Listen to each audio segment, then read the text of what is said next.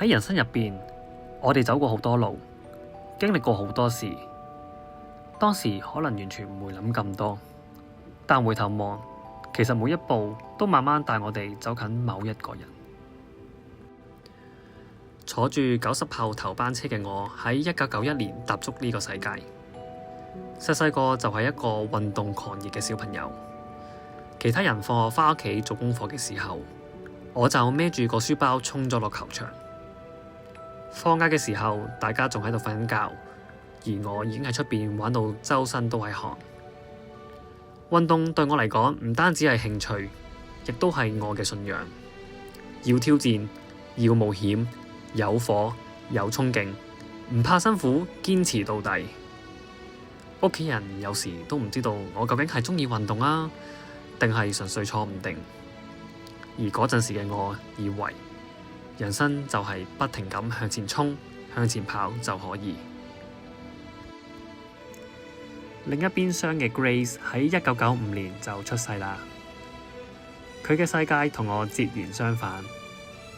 佢係一個文靜乖巧嘅女仔，讀書叻，屋企人好錫佢。佢嘅成長喺書本嘅世界，亦有好多好朋友陪住佢。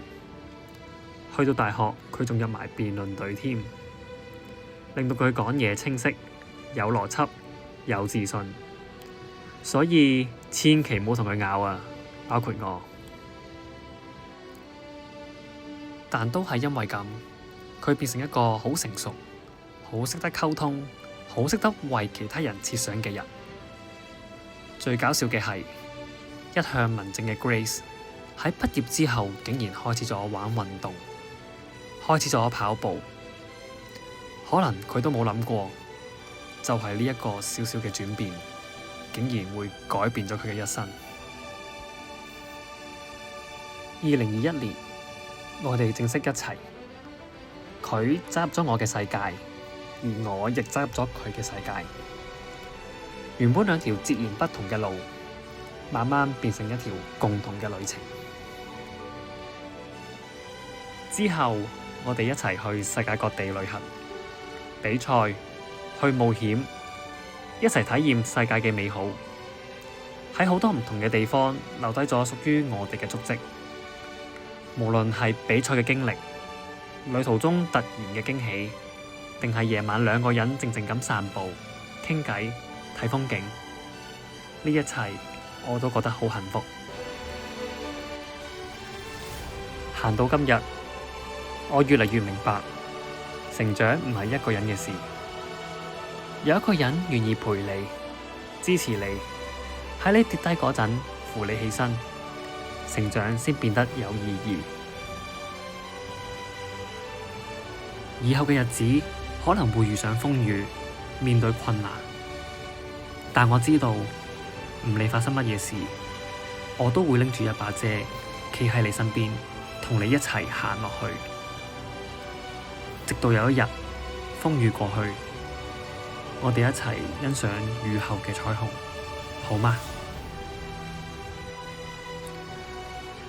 多謝你喺我唔夠好嘅時候，願意留低喺我身邊。